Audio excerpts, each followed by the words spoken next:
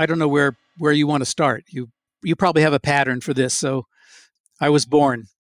No, I don't. Feel free to start however you want. We can circle back to things, whatever. It's not a big deal. So go ahead and start with the story about you teaching in Pakistan for 6 weeks. 6 weeks, you said? Yeah, it was 1986, I think, and I got a letter out of the blue from someone in the State Department.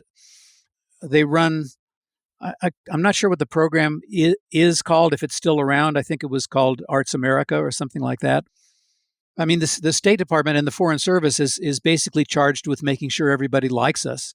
And to that end, they ran a program of sending cultural issues, cultural things around the world. They have, as you probably know, American centers where there's an embassy in the capital, but most of the countries that are larger or I guess economically better off will have consulates in the other cities. A lot of countries like Pakistan, for example, they put their capital in a place that nobody really wanted to go to that wasn't developed. It's sort of like us using Washington D.C. because that it would end a fight between Boston and New York City.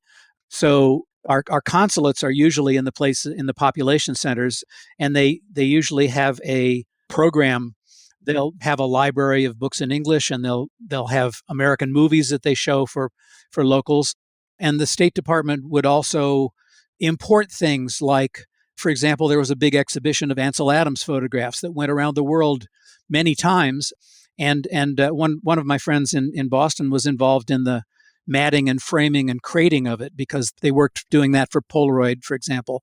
And they showed me the instruction manual, and it was something like 150 pages. It was an awful lot of paper about how to open the crate and how to take the packing material off and how to touch the images and how to put them on the wall. It was very, very thorough. And while I was sponsored by the State Department, I'll tell you a little more about how it started again, but I met an architect, a very well-known theoretical architect who was being sent around to meet with architects in various places. They sponsored when I was in Pakistan. There was a lawyer who specialized in constitutional issues who was talking to various lawyers about how great the Constitution is. So they would send jazz groups and art exhibits around the world just to expand our influence. And someone at a cocktail party, the diplomatic corps is mixing it up with the locals as much as they can. It's their job. And someone at a cocktail party mentioned that the art school in Lahore was trying to figure out how to expand or professionalize its photography department. And so they cast a wide net. They sent out letters to a bunch of people that I don't know how they got names, but I got a letter and it said, "Would you be interested in going to teach photography in Pakistan for 6 weeks?" And they asked me for a proposal, I guess. This is a long time ago, so I don't remember very well, but I must have said the right things because they sent me over there. It was 36 hours door to door. It was Boston. I was living in Boston at the time. It was Boston to London to Kuwait to Dubai to Karachi to Lahore, which was just incredibly painful. And Dubai, one of the places you lived there, so you'll appreciate this, was one of the places I thought it'll be interesting, if nothing else, just to see the airport, but they wouldn't let me off the plane. So I'd already been traveling for more than 24 hours, and I was the only person on the plane who was continuing. And I sat there on the plane for an hour and a half while the crew came in and scrubbed everything and vacuumed and made a lot of noise, and I was just miserable in the seat. And actually, it was kind of interesting. Remember, this is the '80s. The crew got on, and then the passengers who were going on to Pakistan started to get on. One of the crew, a flight attendant, came by and was chatting with me, and said they're all workers who leave their families in Pakistan and come here to work in the oil fields and et cetera to bring home money. And she said, "You watch, every one of them is going to get on with a boombox because there's a duty-free shop in the airport." And sure enough, every one of these, they were all male, and everyone got on with one of these gigantic, it was the 80s, so nobody had earbuds then. So everybody got on with this giant boombox over their shoulder, except for one guy. And I watched, and everybody's starting to settle in. And then on the intercom in the cabin, I hear, And that one guy gets up and gets off the plane and comes back with his boombox. I wonder what that was. It was you forgot your luggage, sir. You left it in the terminal. Well, I mean, that kind of thing still exists. I mean, in the UAE, there are these like international, almost like treaties, agreements with foreign governments like Sri Lanka, India, Pakistan, and a couple other countries that basically like they bring in laborers and they bring in like housemaids and things like this at what are very high wages in their home country, but what are very low wages in the UAE, and they do their work and then they go home and with a lot of money in their pocket. And some bling in their pockets to bring home for the kiddies. Hence all the boom boxes. Yeah, at the duty free. It was endlessly fascinating for me because I got to see a country I had never been to, a culture I didn't know, and also our own foreign service, the State Department, is invisible to Americans abroad. If you're a tourist, they don't want to see you. The only reason you would encounter our foreign service is if you lose your passport Or get arrested. or get arrested. Yes, and they don't want to see you in those circumstances particularly. It's not, not fun for them. So their whole business is promoting and being the United States abroad. And I lived in the house of the public affairs officer, who was the one who would meet every morning with the press and answer their questions and give the American official line to the press. And he had been in the Foreign Service. His previous posting was in Cameroon, and they're all kind of competing to get to more civilized and safe countries. So they all want to end up in England or Germany or France. He would get up every morning, have some cereal and milk, and put on his tweed jacket and his slacks and go to work, being American. And I met the Fulbright scholars are all sponsored by the State Department also. And I met a family of Fulbright people. The guy was an academic from California who was studying Sufism. And there's no restrictions or few restrictions on the Fulbright people. So they got native. And I went to their house and they were sitting on the floor eating local food and they were wearing the local clothing because if you live there for a while, you realize that the clothing they wear makes sense for their culture, make their environment, their food makes sense.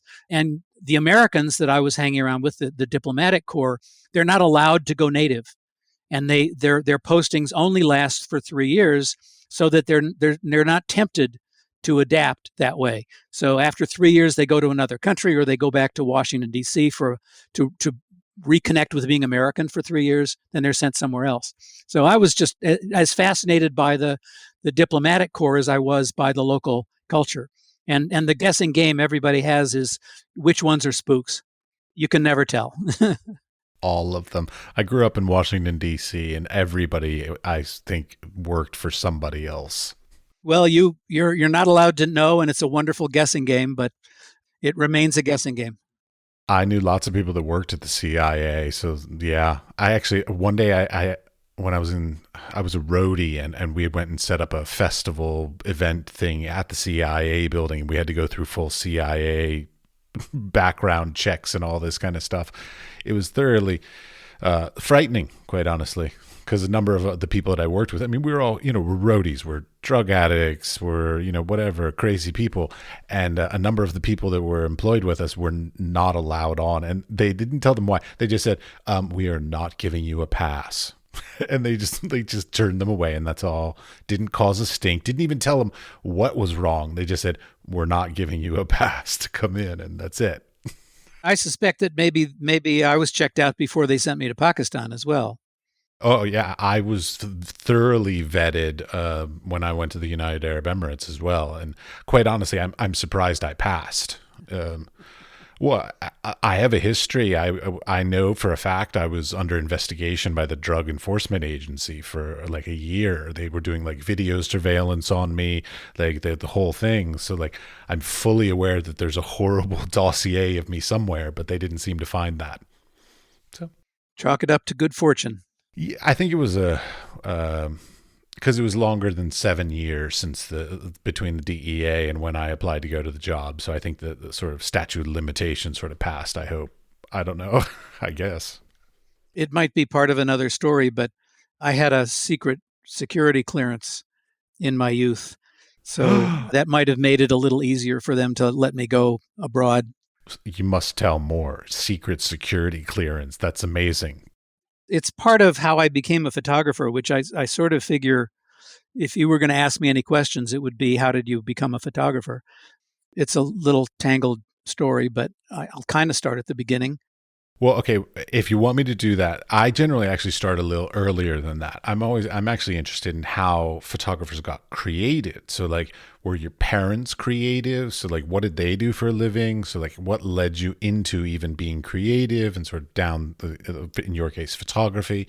So like, early on. So like, because some creative people have creative parents, so it's kind of obvious. Some people have not creative parents, and so it's sort of like, how did that sort of happen, kind of thing. So starting that way and then into the actuals would be great.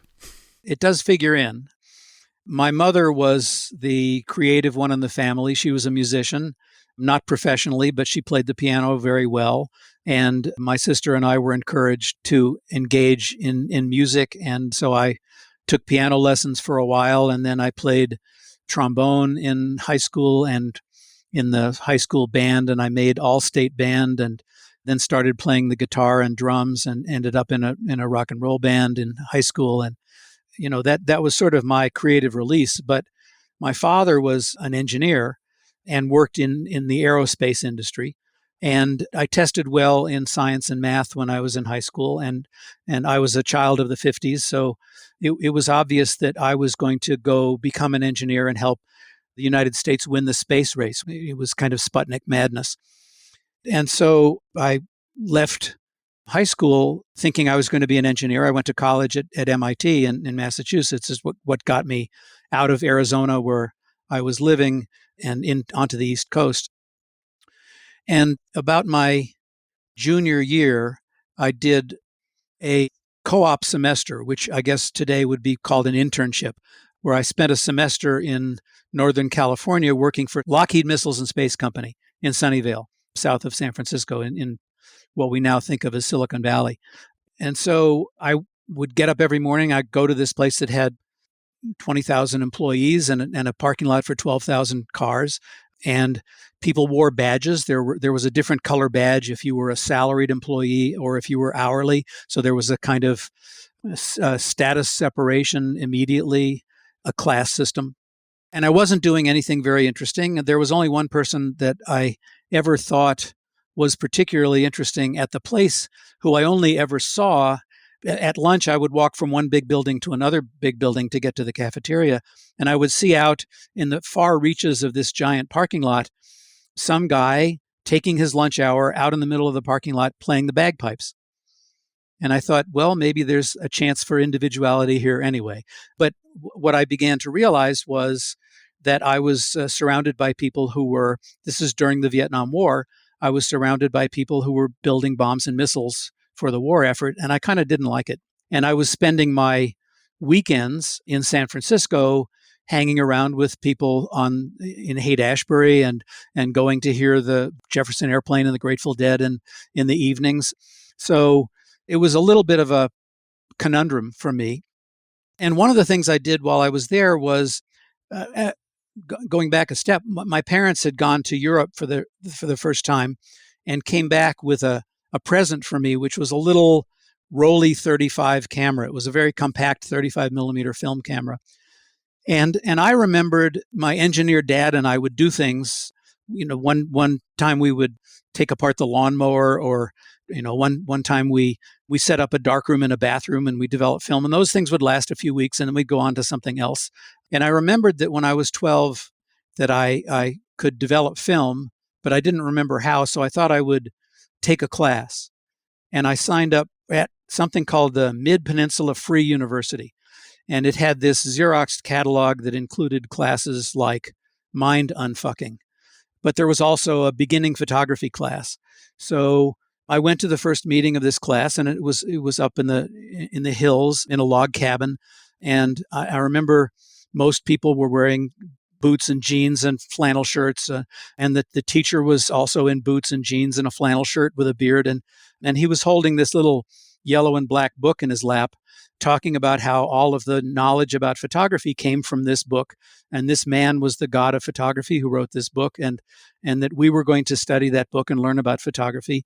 And he mentioned the name of the author was Minor White, and that he taught in this East Coast engineering college. And I thought, well, geez, I'm a student at that college. Why don't I just go back to school and let Minor White teach me how to develop film? So I kept all of my film. I was taking pictures of my friends and our non-warlike activities. And when the time at Lockheed was over, I went back and signed up for a photo class at MIT and learned how to develop the little bag full of film, and was essentially kind of overwhelmed by the difference between what happened at the photo lab and what happened across the street in the engineering classes. So that's kind of how I got started in photo. Did you take that class with Minor White? Actually, officially, my first photography teacher was Jonathan Green. Jonathan had been working for Ezra Stoller, who was a very well-known East Coast architectural photographer who kind of did all of the famous architectural photographs on the East Coast. And Jonathan, I don't know how Minor found him, but Jonathan was a very literate guy and was interested in more about photography than just doing it for a living. I think I was a junior in college. And when I went to sign up for the beginning photo class, there was a wait list of 8 semesters because it was very popular. Minor had just kind of taken over and people wanted the class. And I thought, well, this isn't going to work. I can't wait 4 years. And I met Jonathan and he said, well, I'm teaching this section of beginning photography for architects. You're an architecture major, aren't you? And I said, well, yeah, of course. So I ended up in a class. We learned how to photograph an architectural model, and we learned how to spray paint clouds on the backdrop. And basically, I got through the beginning class, and then there was a much smaller lineup for people to take the classes after that with Minor. So my second and third and fourth class were all with Minor. That's amazing. I wish some of my professors were like that well esteemed. I got incredibly lucky, and I was also. I mean, part of it is I'm old, and back then there were relatively few opportunities. Minor used to say that in the 50s, photographers used to clump together for warmth because there were just not very many people who were making photography as an art and being very serious about it. You could, when I started, you could count them on the fingers and toes totally. And then it began in the early 70s, it really exploded. But I was able to take classes with Minor. He was still teaching. And then across the street, Doc Edgerton was teaching classes.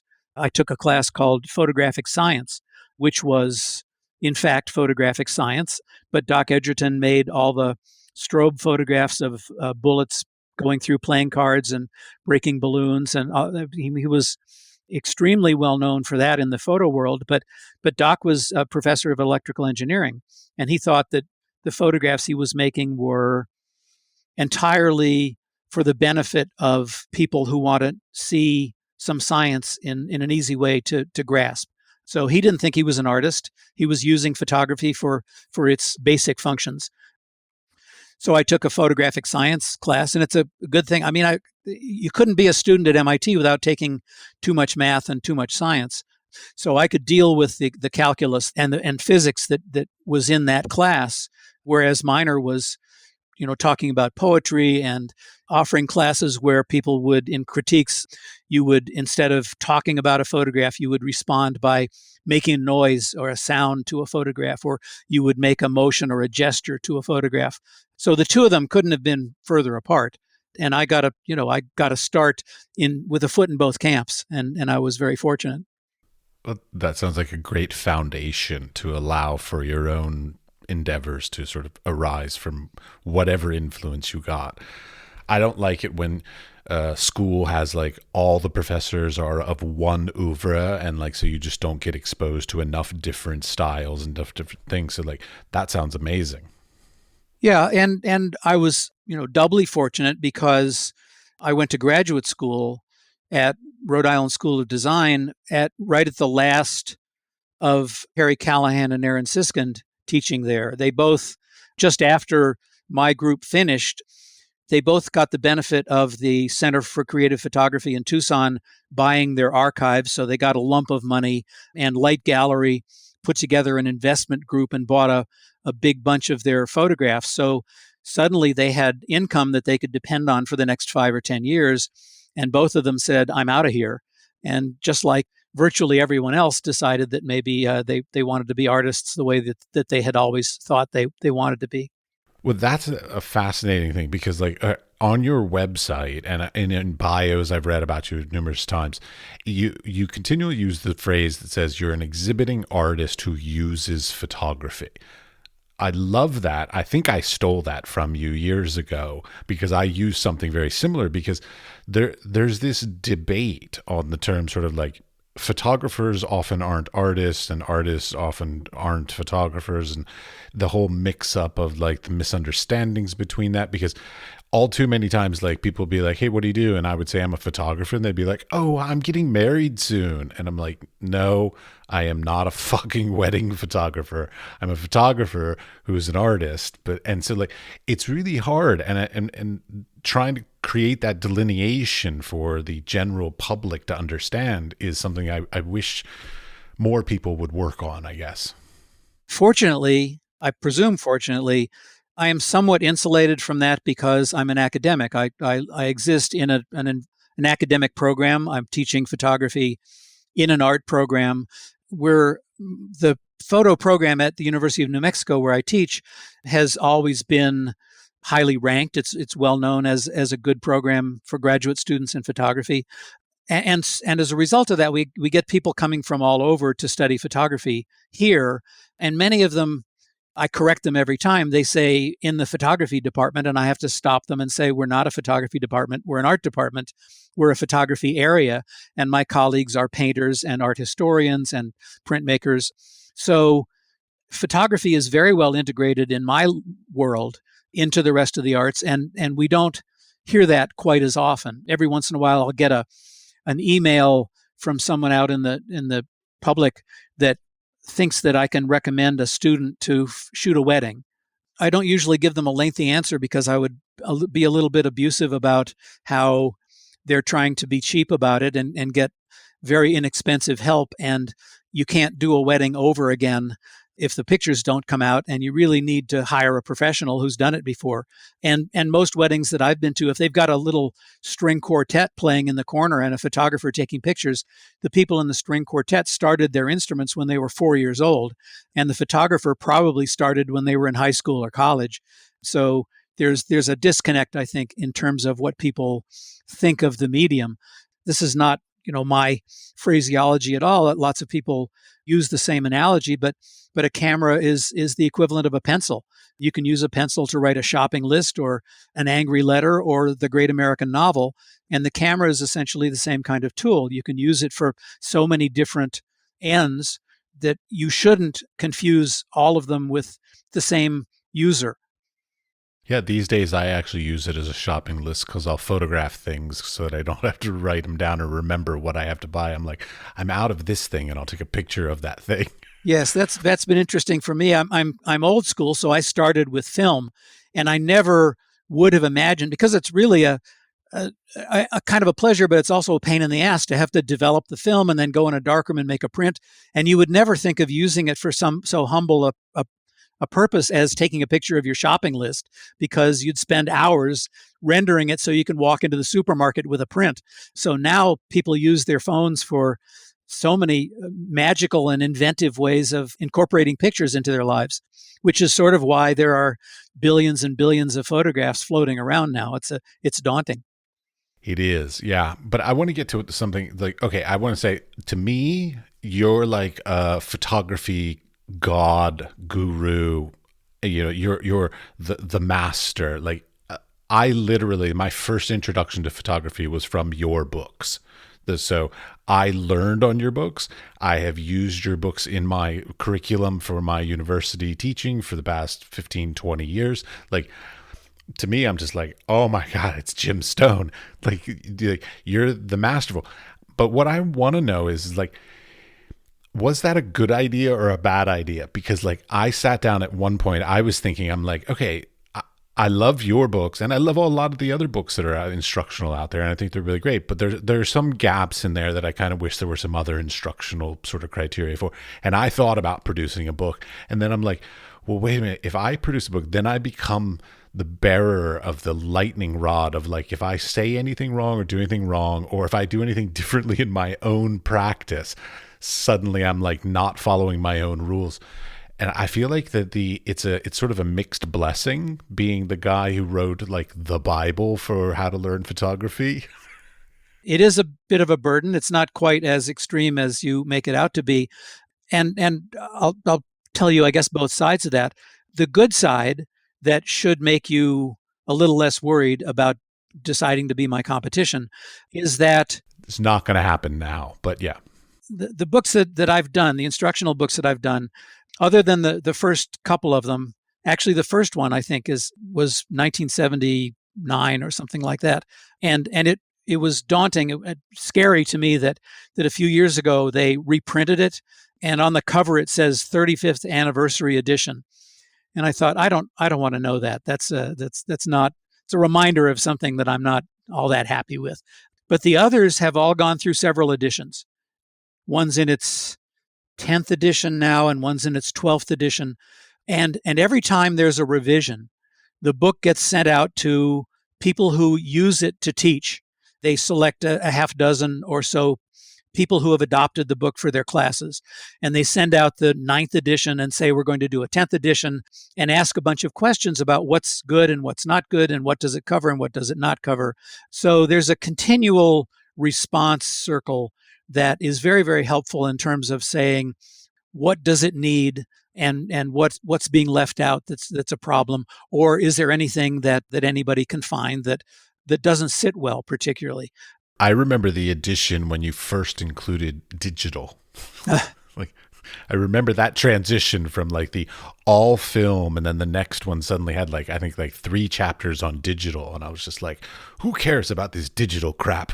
That was a very difficult transition to get past, because I'm not the only one who saw it coming, but I had to be able to integrate it in a way that would make sense to people who were out there in the world teaching photography, people in mostly higher education who are offering photo classes. And still, even now, it's been a long time since darkroom photography became essentially useless as a professional tool, or at least as a mainstream medium. There are an awful lot of people doing it. The students are incredibly enthusiastic about it, and a huge number of colleges are still teaching their beginning class in the darkroom. And I wrestled with it for a very long time about, is it better to start out with digital or to start out with darkroom?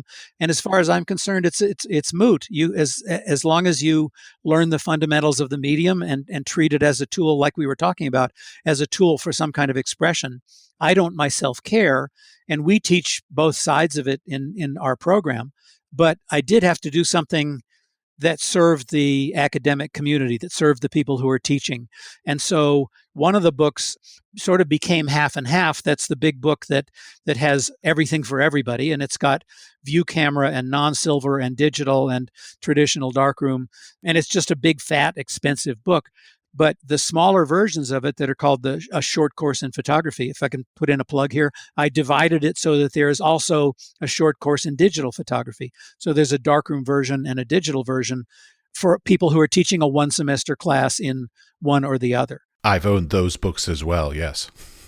Okay, well, and anyway, if you are a professor, if you're teaching a class and you've stuck it out this long to listen to me put in a plug, you can get copies of those books, desk copies from the publisher. It's Pearson Education. Anyway, the good side of that, the problem is that it can't do everything.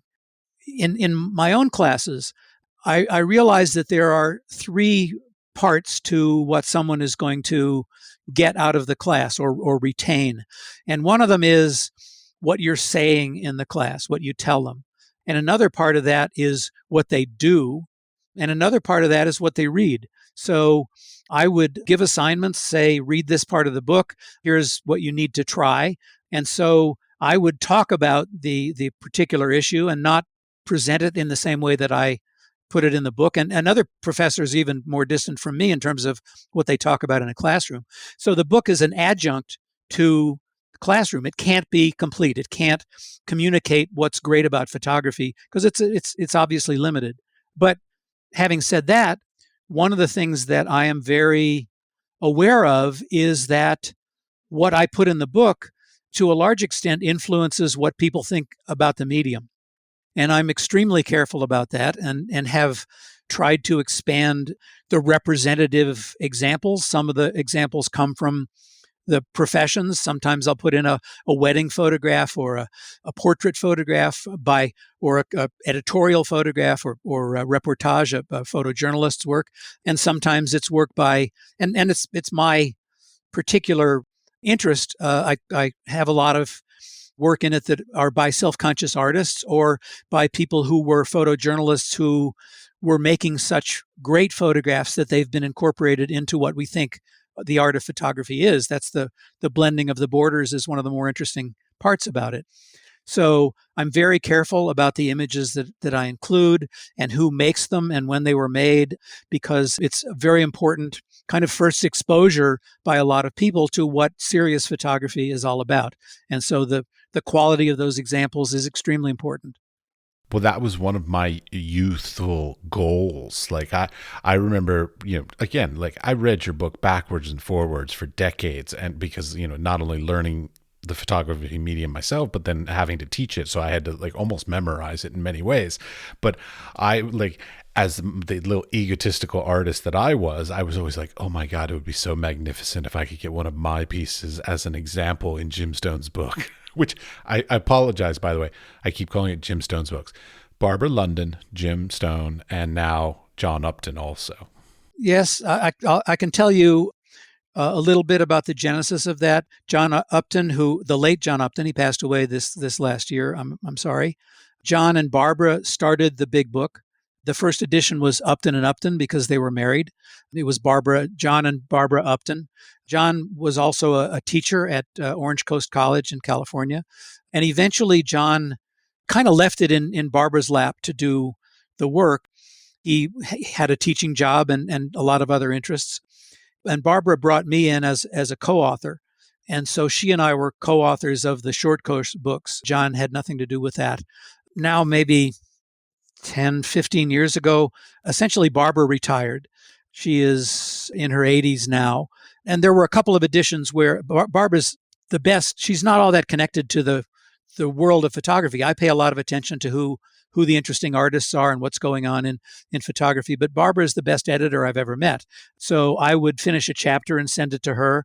And if she said, I don't really understand this about something, then I knew I had to work on it because she would absolutely nail it. She started out life making educational film strips. And I don't know if you're old enough to remember film strips, but that was the way that in grammar school we would study stuff. They had a film strip projector and it would go through a roll of 35 millimeter film, one frame at a time.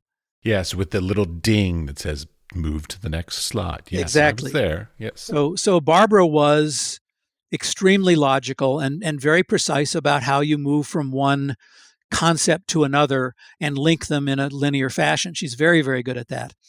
So over the last 15 or 20 years, basically, I became the principal author, and the publisher left all the names on the cover for continuity. They have a marketing department, as typical marketing runs everybody else. So they wanted to make sure they didn't tip the apple cart by changing what was on the cover of the book. Well, but has that become a sort of a double-edged sword, a bit of a burden, being the person who wrote the book that like everybody uses in the classroom kind of thing? I mean, I'm sort of hoping there's not a downside to it, but I'm just wondering, has there been any potential downsides to being the guy who rates the instructional book? If there is, I'm anti-social media. I don't twerp. I don't do FaceTime or any of those things. And so I don't hear about, I mean, if you're on Twitter, you hear everybody's opinion about you. At least I understand that's the case from what I see on the news and hear otherwise. I mean, I don't do that. So I only communicate with people who communicate with me. I get email once in a while. So I'm not vulnerable to those people that just have a an instant opinion and want to put it out there. I'm vulnerable to those people who use the book and have a serious question or opinion about it, and that comes back to me in the form of feedback. Those opinions go to the publisher. We ask for opinions. I take them very seriously. They ask people who teach photography who use other people's books, and I find out why they're using someone else's books and not mine. So I incorporate that every time there's a new edition. But I don't feel like I'm getting any abuse about it. And I do try to update every time there's a new edition. I try to make it better every time. If there's a downside to it, and you kind of asked about that, it's that it's a hell of a lot of work. It takes a good 6 months of almost full-time effort to corral a new edition. I do everything, basically, everything except the last steps of production. So I take the previous edition. The books are laid out. I assume you noticed they're laid out in 2-page spreads so that every pair of pages incorporates a new idea and it starts and finishes that idea. So if I want to change anything, it still has to fit. I can't run over onto the next page and start the next idea halfway through a page.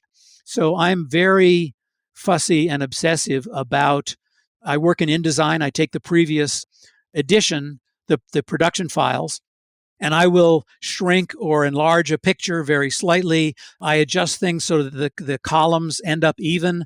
I'm very possessed by not having, in the publishing world, it's widows and orphans, where you have a single word at the end of a paragraph or a single line at the top of a column. So I work those things out by using tracking and kerning. I'll spread the words apart a little tiny bit so you can't tell.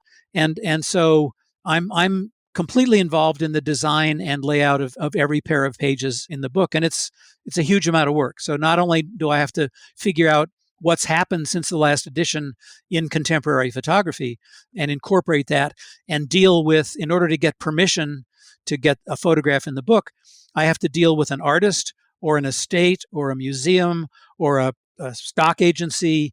And sometimes it's complicated, and sometimes somebody just died 2 years ago and the estate isn't settled. And so it's very complicated.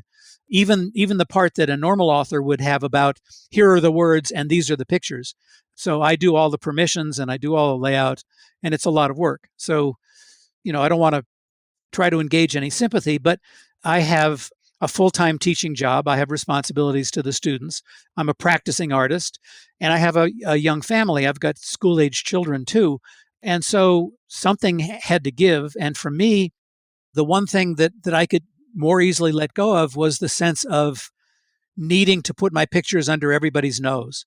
So I continue to make photographs. I have a website. I still take the medium seriously, and I still exhibit when it comes up. But I've sort of fallen down in the world of self-promotion. So I just don't have the time in my schedule to make appointments with curators and sit down and talk about the work and try to put together. I don't do Instagram, try to get everybody to know my work and see what I ate for lunch today. I've sort of given up on trying to be in everybody's consciousness at every moment. And doing the revisions of the books was a real major factor in that sense of kind of letting go of trying to be the famous artist. And that's sort of an interesting segue, which is the nature of, like, in most cases these days, even as an academic, so you have a full-time job that theoretically is giving you health benefits and a retirement fund and a full-time salary and all this. So there's kind of no need to be doing all these other things, but you still want to be doing all these other things. Like, you still have that passion to make your own images. And of course you have the love of creating the book. I assume I'm, putting words in your mouth, but how have you found sort of the contemporary art world sort of, as far as, like, because I have this opinion. So here, I'll give you my little soapbox for the day. I have this opinion that, like, the art world, I feel like right now, is very enamored with youth and social media and sort of the shining star, kind of shining brightly kind of thing. And I feel like there's less of an appreciation and a support for the previous generations and the older generations, as much as, like, there was when I was in school. It was all about the admiring and respecting the previous generations, whereas I feel like there's a lot less of that now.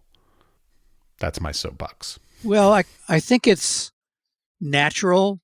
I mean, one of the things I found very interesting, like I said, I have school age children. I've got 16-year-old twins, and when they were in when they started getting books assigned to them in school, I was wondering, do they need to read Gulliver's Travels? Do they need to read the classics of do they need to read Moby Dick? Moby Dick, yeah. Right. So, and what I realized is that I mean, I'm a fair amount older than my children, obviously, and that there's been several decades of new writing. There's been several decades of new music. Do they need to know Mozart and Chopin, and do they need to know the Beatles, for example? And how do you cram all of that stuff into a single brain? Yes, they need to know the Beatles. I would make a case for Bach and Beethoven myself, but Okay, good. but yes, and it's trouble. I remember I got called back to teach at RISD after I was a graduate student, several years after that, because one of the professors died, and I happened to match the skill set. So I went back to teach in his place for a few years, and I remember meeting one of the graduate students who didn't know who Harry Callahan was. And Harry Callahan was the basically the founder of the graduate program there, and he was the first photographer to represent the United States in the Venice Biennale. He was as famous as any photographer's ever got, and this was a blank spot in the head of a graduate student. I thought, boy, we got problems. So I think everybody has to start with nothing in their brain and then gradually acquire it. So it's my responsibility for my students to get them to see. I mean, I'm interested. I have 5,000 photo books in my living room, and I know who did what, and I know what's in them. And it's, don't be too impressed. I specialize in books that have mostly pictures in them, so it's way easier than having to read. It's not that I'm impressed, it's more that I'm envious. Yeah, I was obsessed, and I'm not the only one with a huge library, because photo and books really go together. But I don't expect any 19-year-olds to have that kind of library, or to one at a time go through it. So in my classes, I talk about various issues.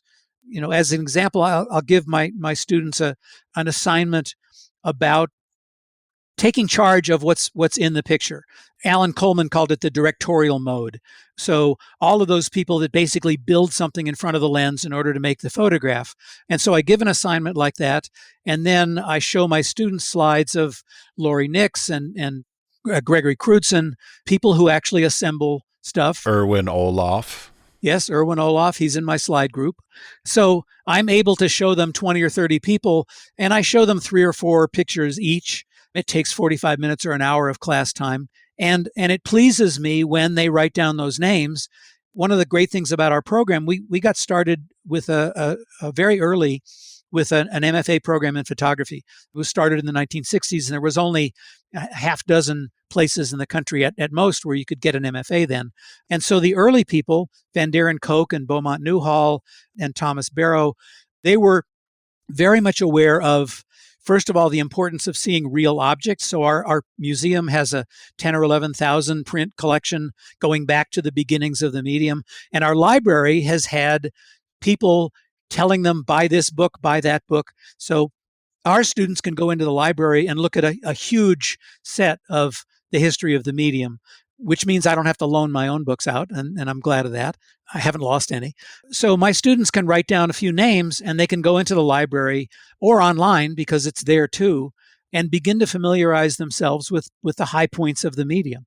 I really don't expect anybody that's not my age to be able to come up with all of those names.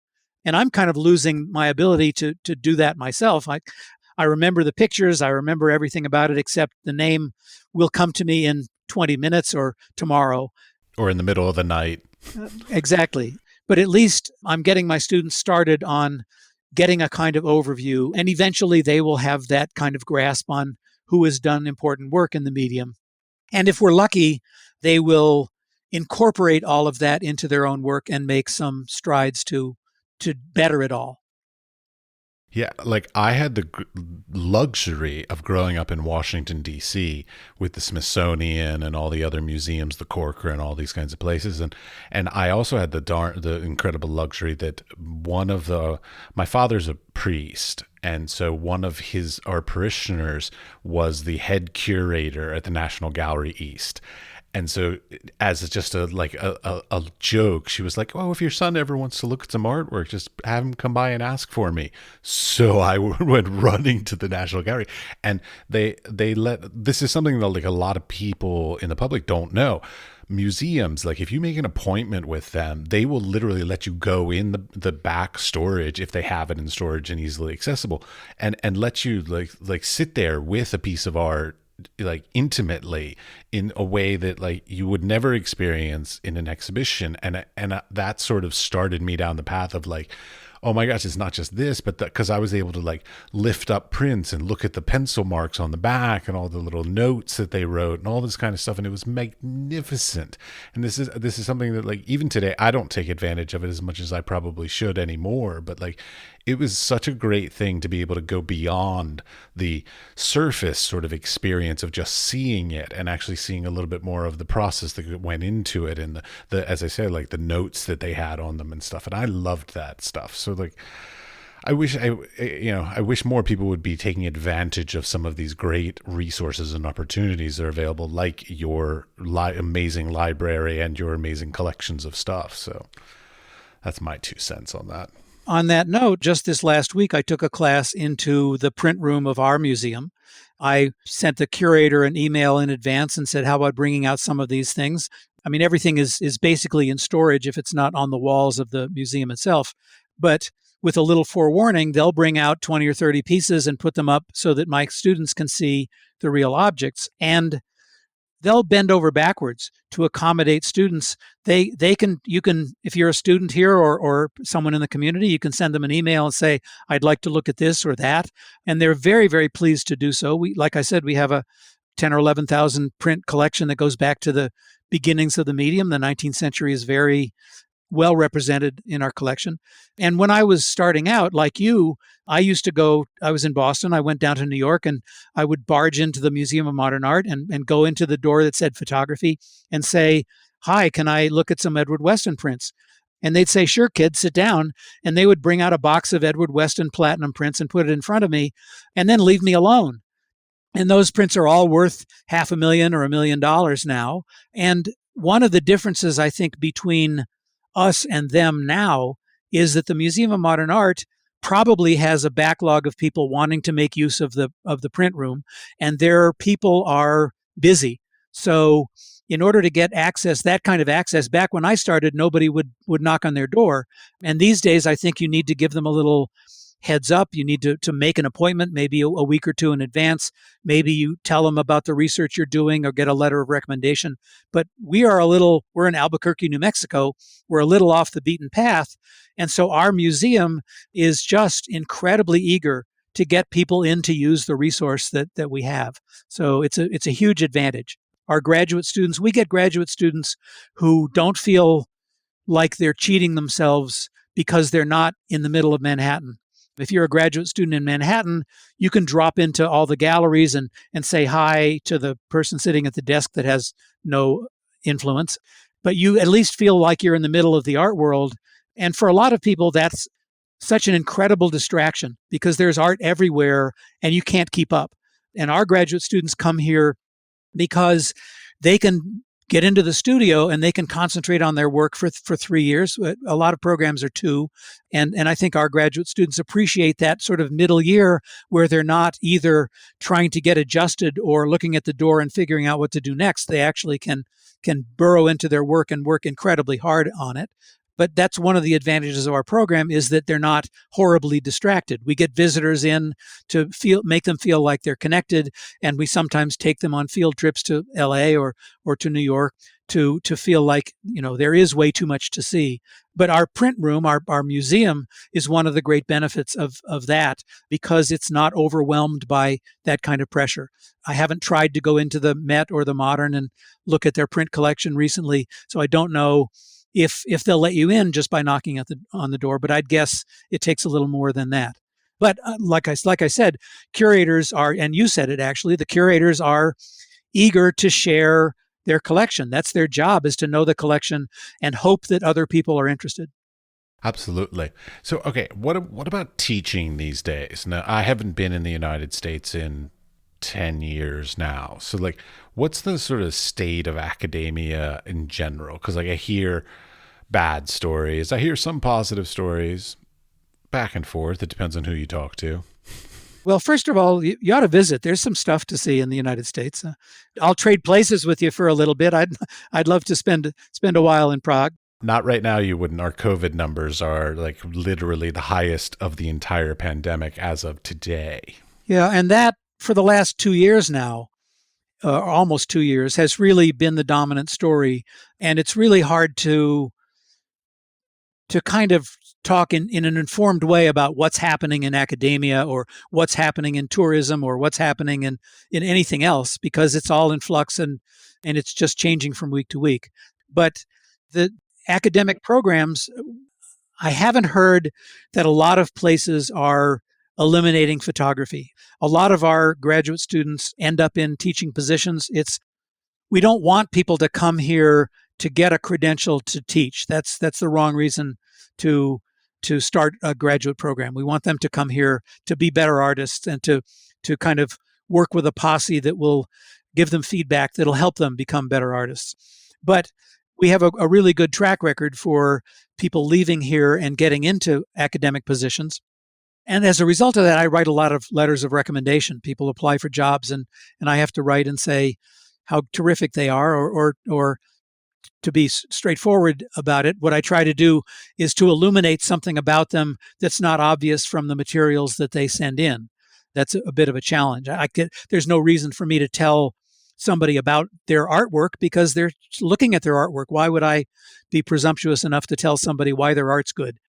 Has anybody ever written a bad letter of recommendation? Like, I've been on hiring committees for these kinds of things, and like, they're all going to say the same things. Like, oh yes, they're lovely, they work hard. All this. Like, why do we even still do that? The interesting letters. I've been on a lot of committees. I'm on. Actually, I'm just rotating off the committee that at our university weighs in on people getting tenure and promotion across the university. So we're looking at the dossier of someone who is in electrical engineering or the law school or the library or nursing or philosophy, and trying to figure out whether they are great professionals and deserve to be promoted. And every time I'm in a committee like that or a panel to award grants or anything like that, I ask myself, how the hell did I get here? Because the people who are doing the applying are really good at it, and I never was. So I think, how did I get to be a professor? How did I get a grant every once in a while? How did I get hired? Because the people that are sending in these applications or these grant proposals, they're really good at it. That's an aside. But having done that for a while, one of the things that is an advantage is that you begin to read between the lines, that you can see how enthusiastic somebody is, or whether they're writing a letter that is genuine and really shows something about that person that you're reading about, or something that is just copy and paste from the last time that someone that you're not enthusiastic about asked you. And I've had occasion to tell people, no, I think you should ask somebody else to write for you. So generally, the people who write those letters are legitimately in favor of the person getting whatever it is they're asking for. But I'm also very frequently asked to write letters for multiple people for a single position. And like For I the said, same position. Yeah, the same position. I just sent out two letters to a single college 2 days ago for different people. And like I said, my job is not to tell them who to hire, not to tell them what great art is, but to try to illuminate something about the character of these folks. Because if you're on a hiring committee, you're looking for somebody who's going to come into an existing group and work well. And and committees are a real crapshoot. They're entirely unpredictable. Even if you're on the committee, you find it capricious. The decisions never go the way you absolutely expect it. And so sometimes the committee's looking for the most interesting artist. Sometimes they're looking for somebody, as you were saying earlier, there's somebody in a department that has a specific narrow field. I know that because in a math department, there's somebody who does topography, for example, and the PhD sitting next to them in their department doesn't have a clue what their research is about, which is why it's really important to get support letters from people in the field at other universities, because there might be somebody in topography at another university that understands what our guy is doing, because we don't. And so a lot of universities, if there's more than one photo teacher, maybe there's somebody who does non-silver, and maybe there's somebody who does view camera, maybe there's somebody who does manipulated work, and someone else that does street photography. We don't do that. So our photo people, we all have our own art to make, but none of us, thankfully, brings that into the classroom and tries to make little clones of ourselves. But a lot of places are that, and a lot of graduate students in other fields, a lot of people in physics or astronomy or chemistry, they go to a graduate program because there's one person who does research that is what you think you want to be doing. So our art department doesn't do that. Well, that's a conversation I've had with a lot of artists and professors here in Europe, because in Europe, the whole sort of mentor-apprentice relationship and sort of like being in the lineage of your professors is still a very common practice. Because like when I actually went to a job interview here in Europe, and on the application form, it actually asked whose studio I learned under. So like, who was my mentor? Yes. As part of my job application. And I'm like, I'm American. We don't do it like that. Well, we do in some ways. For example, part of my art department, part of our art department is art history. And we have someone who's a terrific art historian who is a Renaissance scholar. And it's very hard to imagine that someone who is wrapped up in Renaissance art would be able to follow contemporary art to the degree that might be useful for somebody who's going to teach contemporary or modern, for example. And so a lot of our art historians are on the studio graduate students committees, and they tend not to ask the Renaissance art historian as much as they ask the people. There's somebody who is a Latin American scholar who happens to have a really strong interest in contemporary Latin American art. So that's somebody they can go to. So in some fields, it makes some sense. And in the rest of our department, we have photo people and we've got printmakers. And so someone would apply in photography, and that's as narrow as we take it. But there are four of us, and we don't subspecialize any further than that. But it is characteristic of most other fields because it makes sense in those fields. But going back to your question from a while ago about what's happening in academia, is that there is a huge amount of stress on interdisciplinarity, and an awful lot of job postings. Either the job title is somehow interdisciplinary artist or multimedia artist. So the schools are, it's a bit of a buzzword. And I'm a little old fashioned in that I think it's my job to be disciplinary. It's my job to be narrow. It's my job to know about something really well and to be involved in it in great depth. It's the student's job to be interdisciplinary. So they need to talk to me and all of my colleagues and begin to integrate all of that in their own work. It's not my job to know about everything and everybody and teach the students how to do that. That's their job. But that's one change in academia, to answer your question, that I've noticed, is that the universities are getting on the interdisciplinary bandwagon. I will say, like, I've had experiences within that, and a lot of the times I find it's to the undergraduate versus graduate. I think there's a big difference in whether or not interdisciplinary, non-interdisciplinary is more beneficial. I feel like undergraduate benefits from interdisciplinary because they might be introduced to things as their sort of introductory level, their bachelor's degree, into the things that they might find some amazing combination of something. But once they get to graduate level, then it's probably better to be more individual disciplined. That's my position on that. Well, at the graduate level, I'm a big fan of our program. I think we do a really good job. Before I left Boston, and this is a while ago, so maybe everything's changed, but I went to graduate school at RISD, and RISD had a photography department. It still does, as far as I know. And so there's a chair of the photography department, and there's a building that's mostly photography, and there's a painting department and a chair. And so there's a little picket fence around it. And one of the reasons that I was able to be employed right after I graduated from RISD with my MFA was that there's too much demand, or was anyway, then too much demand on their Photo 1 classes. So they only had the faculty and the facilities to teach photo majors, beginning photo. And the illustration department said, well, what about our people? So they hired, it was Henry Hornstein, a good friend of mine. Henry taught photography Photo 1 in the illustration department. And I got hired by the architecture department and the industrial design department to teach photo classes in those departments because their students couldn't get into Photo 1 in the photo department. So I thought that was a little problematic, and they tended not to have a lot of blending of the fields. The museum school, the School of the Museum of Fine Arts, where several of my friends taught, they took graduate students as artists. You didn't apply in photography or painting. You applied as a graduate student in art. And the entire faculty would decide which graduate students were admitted. And the faculty needed to be charismatic because there was no obligation for the students. They didn't have grades, and the students didn't have attendance. So nobody had to show up for your classes. And if nobody did, you weren't going to last very long. So you had to be a really charismatic person just in order to have people come and sit at your feet and listen to what you had to say. Our department, we accept photography graduate students separate from painting. So the four of us get together and decide. But when you're a graduate student here, in your second or third semester, you form a committee of studies. And your chair needs to be a studio artist, but it doesn't need to be, for the photo people, it doesn't need to be a photo person. And the other two people don't need to be anything else.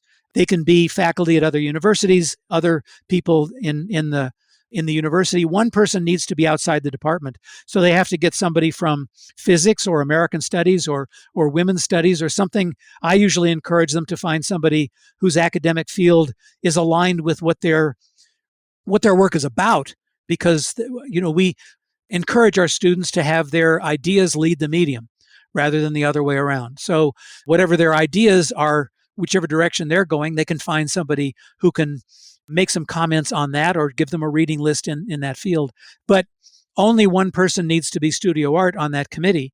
It doesn't need to be a photo person. So as soon as you start that, you can slide over toward painting or electronic arts, or you can have three photo people, and we offer a PhD in the history of photography, which is unusual and fabulous. That program was set up by Beaumont Newhall, and we've always had a photo historian as part of that program. You can come here as a graduate student and have three committee members who are studio photo people and the photo historian, and not pay any attention to painting, although we'll give you a lot of abuse for it. But you can also have a painter as your chair, and a printmaker, and electronic artist, and someone in chemistry. So we have this kind of sliding back and forth between what RISD did back then and what the museum school did back then. And so we can accommodate the individual. I think it's very important. Well, see, I recently had a conversation. I graduated from the San Francisco Art Institute with a new genre degree. And we found my background. So I have an undergraduate from University of Iowa in a BA in studio art with an emphasis in photography. And then I went and got a BFA in photography from the Corcoran School of Art. But then with my MFA, and what happened was I found that once I got out into the world to try and get a teaching job, that new genre degree, I was not accepted into the photography teaching course. Like I never got a single job so far being a photography professor, even though photography is my specialty. Like that's my field. but I always got hired as visual communications or multimedia or technology in the arts or any sort of combination of things. Even though just because of that one final degree that says that I'm new genre, or the equivalent of interdisciplinary. And so in many ways, I think it actually has hurt my potential hiring opportunities. I'm not surprised. And that's one of the things that has been changing about the hiring practices of universities. And you are benefited by this tendency toward interdisciplinary thinking, because the way universities are huge wheels and they turn slowly. So No. so the way that the job description is written has a lot to do with what is accepted as a set of applicants. And so it used to be that if they had a position in painting, they would look for people with a degree in painting, and a position in photo, they'd look for people with a degree in photo, whether you could do it or not. And you could apply and plead in your cover letter that you're really qualified and try to prove it, but you're starting off with one black mark against you. And that's much less so now, because and back then, 10 or 20 years ago, the departments were very slowly starting to change, and they were realizing that they were on the wrong side of the curve by not having anybody that could really deal with electronic art or art that existed online. And so all of a sudden they said, well, we really need somebody to address that. How do we phrase that? What are we looking for? And so suddenly they're posting positions that someone with a degree that says new genres could apply for, and they wouldn't put you in the other pile. But that's only been fairly recent, and the degrees are kind of all over the map in terms of what the degree says you studied. But most of the time, the positions that are open that you would thrive in, they're listed very differently from one another, and it's just up to you to see what's listed that way, because probably if you applied for a job that said professor of painting, they wouldn't be interested in you. But new media or new genres, or maybe even electronic art or digital art, that nobody's figured out what to call it, so that that becomes easy. I do wish there was a consistent vernacular for this across the board, which of course there's not. But I also wanted to mention, and I hope I don't put you on the spot with this, but to be honest, I actually applied to your MFA program and you all did not accept me. And they all didn't accept you. I wasn't here then. I don't know if you were there. I'm pretty sure you were there. When did you start there? 1998. You were there. Yeah. Wasn't me. It's okay. I don't take offense to it. I was an arrogant little shit back at the time, and my work was not amazing. I totally understand why people did not accept me. But anyways, I applied not only for the MFA program, I have also applied to teach at New Mexico, and I got turned down for that also. It's very depressing. I can't make you feel any better about that, but I can tell you that when you applied, we were probably getting 100 applicants for maybe 4 or 5 places. And like I said, I still can't figure out how I got here, because I don't know how to do this stuff very well. But one thing I have realized is that when I've been a juror for grants where you're giving away 5 or 10 awards of money, and you get 400 or 500 applicants for it. And what I've noticed is that it's really easy to cut the 400 or 500 people down to 40 or 50. It's incredibly easy to see what the top 10% is. And then to get that down to 4 or 5, to get it down to the 1% or 2%, that's a total crapshoot. And so, I used to think that I would have to apply for 100 things to get anything. Now I realize that it's probably, if you're any good at anything, it's probably closer to 10 or 15, because you'll probably get in the top 10%. But after that, no one can predict it. It's a completely capricious process. And you shouldn't tell yourself that you're any lesser for not having gotten any of these things, because who knows what happened. Oh no, I went on and I got other jobs I was perfectly happy with. But it's just sort of funny that I applied both as an MFA student and as a faculty to you all, and I've gotten turned down for both. I'm like, I guess I just don't fit in New Mexico. That's fine. Or you didn't fit at that time in that group. Like I was saying earlier about faculty hires. What you don't know is that the committee knows who the colleagues are. when we look at graduate student applications, we know who your colleagues are going to be. We've got 2 years worth of graduate students who are going to be your posse. And so we have to try to figure how you're going to fit into that. Are we having too many people whose work looks like this, or too many people whose very strong ideas are like that? So what's the mix going to be like? And that's, you never can see that from the outside. The one that drives me nuts, though, is I recently did this for a visiting artist program thing.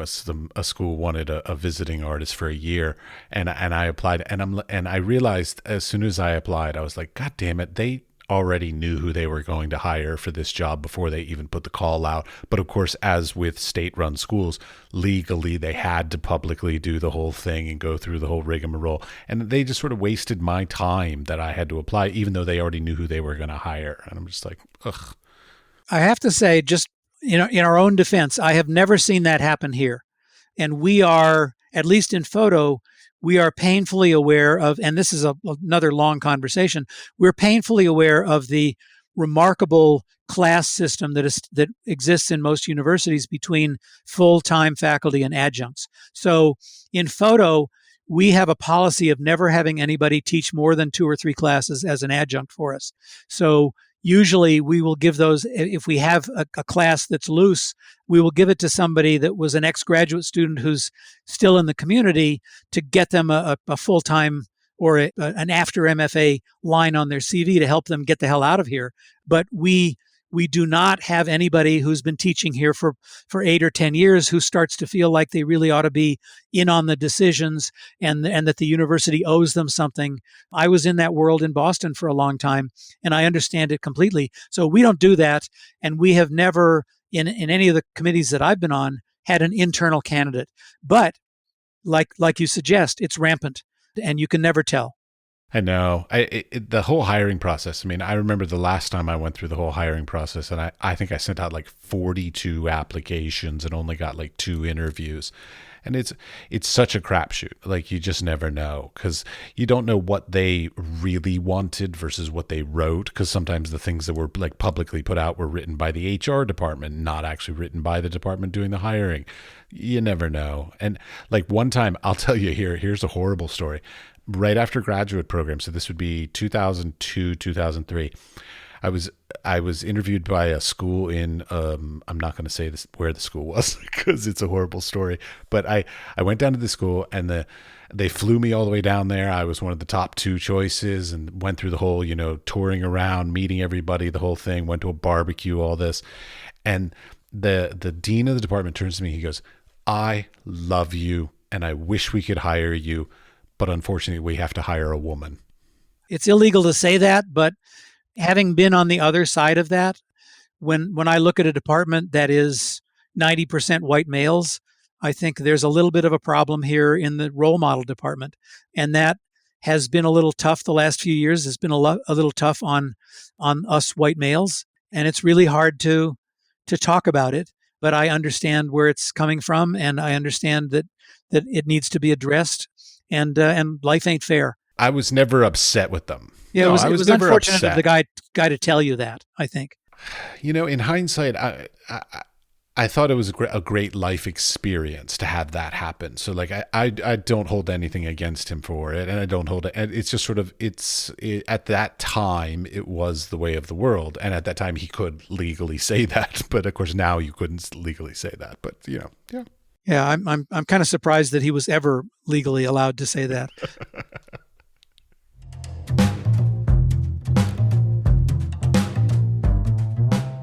I guess I have two friends that have said something significant to me. One is Bart Parker, who was a fabulous artist and passed away a few years ago, used the phrase "when I stopped exhibiting," because he found that it was so expensive. He had to basically mat and frame all of his work and ship it somewhere, and there wasn't the sales potential that would give any kind of return on it. So he just said, "The hell with this, I'm not going to do it anymore." And one of our ex-graduate students, Ian Van Coller, who had a marvelous career going as an exhibiting artist when he was a graduate student, he was getting museum shows. I had him as a Zoom guest on one of my online classes when I was stuck at home last semester. And he said that he found exhibiting art to be his word was unsustainable. And that's a topic that we talk about with our graduate students, that if you are fortunate enough to have somebody decide that they would like to have your work on the walls, if you get a real show in a real gallery, it seems to be kind of epidemic now that it's your responsibility to mat and frame and ship everything and insure everything. And you can basically, if you're lucky enough to sell a couple of pieces, maybe you only lose a couple $1,000s on an exhibition. So it's really hard to be too enthusiastic about that way of exhibiting art. And like I said, I'm anti-social media, so I don't make work for Instagram the way a lot of people do. And I wouldn't be happy about having my pictures seen on a little 2x2 screen. I want there's a connection that I have and a lot of other people do to a physical object. My colleague Meg Gould, who's a wonderful colleague, teaches classes that are focused around materiality. That's her phrase.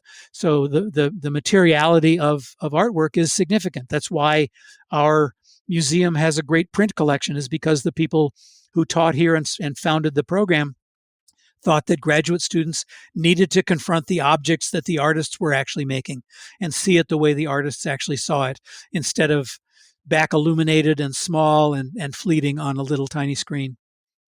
Well, and possibly with poor color calibration and all other kinds of stupid things that come with the transition from a real piece to a virtual piece. Yes, I do every once in a while. One of my pieces pops up. I early on, I ended up with a lot of photographs in museum collections, and once in a while, the curators will put up an exhibition that includes a piece. So I hear about it and it goes on the wall. But I'm really not too enthusiastic about seeking solo exhibitions, just because I know that it's incredibly expensive and not particularly, as Ian said, sustainable. It's a difficult balance these days because, like, I've got lots of friends who are painters and all other kinds of mediums, and to a certain extent theirs is kind of easy to do an exhibition because it's already structured in a way. They literally just need a nail on the wall and they can just put it up. They don't have to frame it or mat it or do any of this and buy glass and all these kind of jazz, and it's kind of reasonably affordable for them. I mean, they put the money into the paint and the canvas and all that, but photographers, we have to, or there's some obligation to sort of complete the image, like make it presentable in whatever way, whether that's matting and framing or, glued down to aluminum or whatever, like whatever technique we do. And it is a horrible, like, financial burden on us to present our works that I've always resented. I mean, early on in my career, what I figured out was I said, fuck it, I'm not doing all this kind of stuff.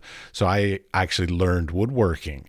And so I build my own frames and they cost me a fraction of the cost. And I get to do them, exactly the way I want them, the right, thickness and depth and colors and all this kind of stuff. But even still, it's still a lot of time and energy and all that to put on an exhibition with no guarantee of return. Yes, and what you're talking about is functioning as a regional artist, which works pretty well if you live in an art capital. But when I lived in Boston, I knew sculptors who would rent a loft in New York. They would rent a truck. They would hire a crew to put all their stuff in the truck, drive it down to New York, install it in the loft, and then go around and tug on everybody's sleeves saying, "Will you come take a look at my work?" And that's Boston, which is a pretty big city and has an art market. It's just they all felt like they were stuck in a corner of the art world if they didn't have their work in a New York gallery. And Albuquerque is a way smaller pond than Prague, certainly. And the idea of establishing a local reputation here, it's actually pretty easy. The real estate is relatively cheap here, and we have a whole environment of, hey, let's put on a show. Somebody that will find an empty loft space somewhere and make it a gallery for a few months or a couple of years. Santa Fe, which is an hour away, is a completely professional art scene where they sell an awful lot of art, not a huge amount of great art. As I was saying to you earlier, a lot of cowboy bronzes and a lot of Native American jewelry, but they do sell a lot of art and they do have a lot of galleries. So there's an art consciousness there.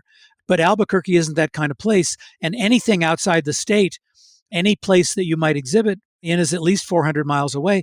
My colleague, Patrick Manning, had a show last year in Chicago, and he I think he owns a van just to do stuff like this. He put all his work in the van and drove to Chicago and installed the show and drove back and taught for 3 or 4 weeks and then drove back to Chicago to pick it all up again.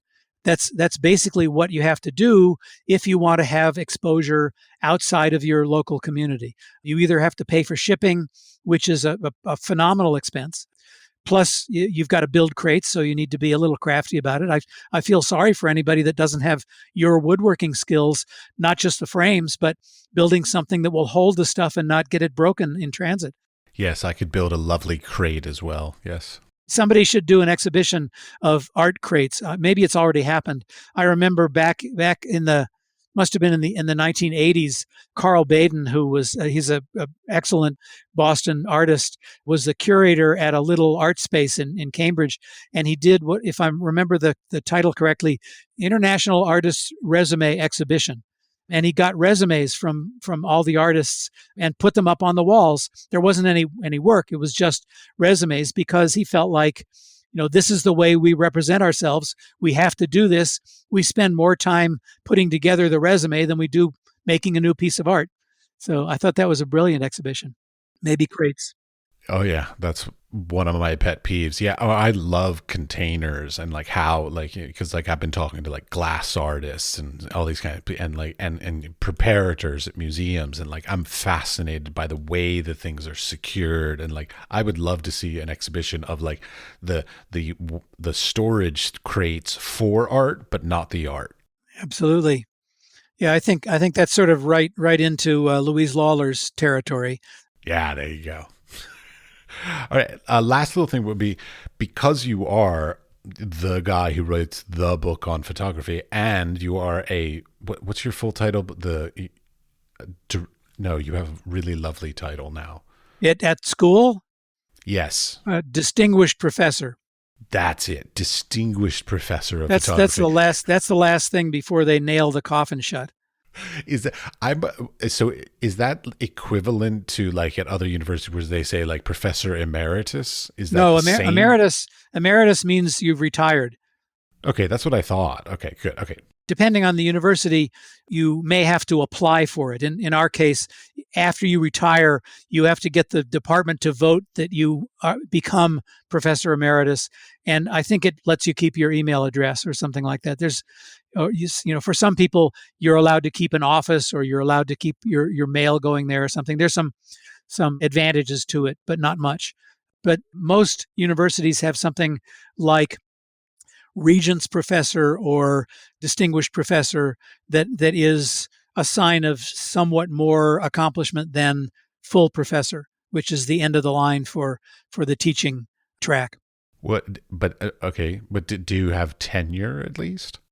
At a university, you start as an assistant professor typically, and assistant professor does not grant you tenure. And at most universities, I'm speaking from a research university, which is sort of the higher end of obeying the rules for stuff like that. But normally you're hired as an assistant professor. During your 6th year, you apply for promotion and tenure. That's the committee I was on, is deciding about those things. And if you are granted tenure, that's a separate decision. You are usually promoted to associate professor. And I think at our university, you can be an associate professor without tenure. And I separated them just because I started when I was older. But normally, if you start right out of graduate school, you have your fresh PhD, you're an assistant professor without tenure, and then you're an associate professor with tenure. And tenure means that you can only be fired for cause, which means either you're fucking a student or the school has decided not to continue to teach your field. So if they closed our art department, I would lose my job. But otherwise, it's a way of protecting academic freedom, so you can say what you want in your classes. You can teach the theory you feel like. And then after associate professor, you can apply for full professor, which is usually a mark of being distinguished in your field, having published maybe your 2nd or 3rd book, or having published a lot more of your research in peer-reviewed journals. So there are some qualifications depending on the university of how you would qualify for that. And that's the final rank, except for this sort of sideline of being a Regents professor or a distinguished professor or honored professor or something. There's one more thing that depending on the university they might give you without, again, not any particular benefit except they have to print new business cards for you. Fair enough. But my interest was then, like, from your experiences and sort of still being in the classroom even these days, any sort of advice. So, like, if somebody's coming out of grad school now, or even if somebody's a mid-career artist, like, what's something that maybe, I guess, we're not paying enough attention to that you feel like is maybe something that people should be paying a bit more attention to, or some sort of practice that we're not doing enough of that you think is still important? As we've mentioned, I live in a couple of worlds, and one of them is the academic world. And we allow our graduate students to teach. They get an assistantship, and it throws them into a classroom, not immediately. We don't give anybody an assistantship in the first semester. We make them kind of as an understudy. We call it shadowing. So you'd shadow somebody, another graduate student in their class, so that you're not taking responsibility for undergraduate education with no experience. But after a couple of semesters of being instructor of record in one of these beginning photo classes, some people like it and they think that they would like to do that. So I counsel a lot of our graduate students about how to get involved in the academic world, how to make yourself useful, basically. And that's a key word, because when we have an academic job like the one that you applied for and didn't get, just to rub it in. Thank you. When I read 150 or 200 resumes for the one position that we're offering, I see an awful lot of people who are sort of interchangeable. They have a graduate degree, they have a bunch of exhibitions, and they can talk about art. What's missing about that is anything else that might be useful to the students. So I encourage our graduate students, if they really want to get involved in education, do something that would make you useful to the students, that would prepare the students for a life that's not either making art and being supported by your foundation, by your parents, or getting an academic job. So we talk a lot about trying to sell your art, getting involved in a gallery, doing something that's not directly related to that, like go teach in a prison or start a nonprofit or start a poster business where you're selling work by other artists. Try to do something that you can talk to students about and say, there is something other than this great Ponzi scheme, this pyramid scheme where we're at the top of the pyramid and everybody below us is trying to scramble up to do what we're doing, and there isn't very much room up there. So what can you do to expand on the possibilities for an artist in the world? And I try to get our graduate students started thinking about those things, because almost everybody that gets out of graduate school, particularly now, they've got a long list of these juried online exhibitions where you pay $40 and someone looks at your 5 slides and they put it online for a month, and you can write that on your resume. And that's really not a form of success, and it's not something that you can really benefit your students later with, even if you do get a teaching job. So what is it that you can do other than talk about art and talk about the history of art and talk about other artists, make some of your own and get it online somewhere? Well, I mean, it's funny. I was recently talking to somebody else that I went to my MFA program with, and we were talking about how, like, the intention of what you want to do when you go to an MFA program and how that can change the outcome of sort of like even the direction of a career. Because when I went, and fully, I'm going to stay up front, I made the mistake of, when I went to graduate school, I went there with the full intention of just getting a diploma so that I was accredited to be able to teach. Like, that's what I wanted. And I didn't make friends. I didn't build a network. I didn't keep in touch with my teachers. I didn't keep in touch with even my colleagues in the program. And that's one of those things that, like, I think is a huge mistake that I made in my career. And it's something that I wish was almost maybe sort of told to us all, like early on, like the people you go to your graduate school, and you even mentioned it with your students, that it's that posse of people that they're going to be your support network, your critique group, probably for the rest of your life, that you're going to be associated with and all this. And I made the mistake of not doing that. And I'm not going to say I regret it, but it obviously is something that in hindsight, I wish I had done differently? It's important. I've failed to mention so far, and I kind of feel sorry for anybody that's hung on this long listening to us. But one of the most important things about graduate school and about studying art and about being an artist is that you need to find a place in yourself for your work. You need to, if you have a fire burning in yourself to make work, you need to keep that up, whether it supports you or not. And at some point or another, you're going to have to figure out how to keep that fire burning while you go and engage in all the other things that life throws at you. That when you get out of school, maybe you've got a partner, maybe you've got a family, maybe you've got a job, maybe you want to spend Saturday night with your feet up watching a football game. How do you keep your art world alive inside you while all that stuff is going on? And one of the things that helps with that, it's not absolutely necessary, but one of the things that helps with that is to have a posse that every once in a while you get together with your friends and you say, here's what I've been doing. What are you up to? And that's what graduate school provides for you. And when you get out of that cocoon, when you graduate, you've got to make that happen for yourself somehow. You've got to have other people to talk to about it, or you're going to be a very unusual kind of artist who is self-satisfied, making the work, not showing it, not talking to anybody about it, but continuing to do it. And that's great too. But the most important thing, if you're an artist, is you got to continue to be an artist. And whether you have a teaching job or whether you get gallery shows, whether it supports you or whether you're just asking everybody you see, would you like fries with that? Somehow having that art inside you and getting out is the most important facet. And I think that's a lovely way to end this. So thank you very much for taking the time to talk with me. My pleasure. It was great to reconnect. And like I said, I hope that there's maybe one person out there that wants to spend an hour with us. It was fun to spend an hour with you.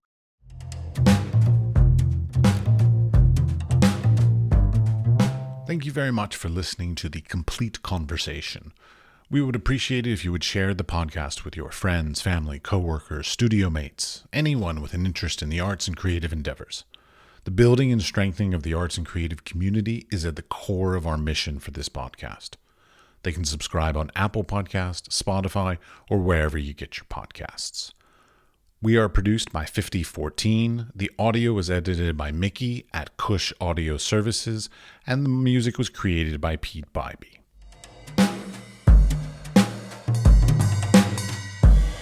As we all know, funding and financial support for the arts is incredibly important. So when you have it, you got to thank it. So I'd like to thank EEA grants from Iceland, Liechtenstein, and Norway. They are working together for a green, competitive, and inclusive Europe.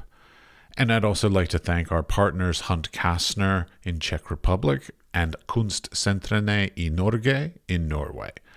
Links to EEA grants and our partner organizations are available in the show notes or on our website, wisefoolpod.com.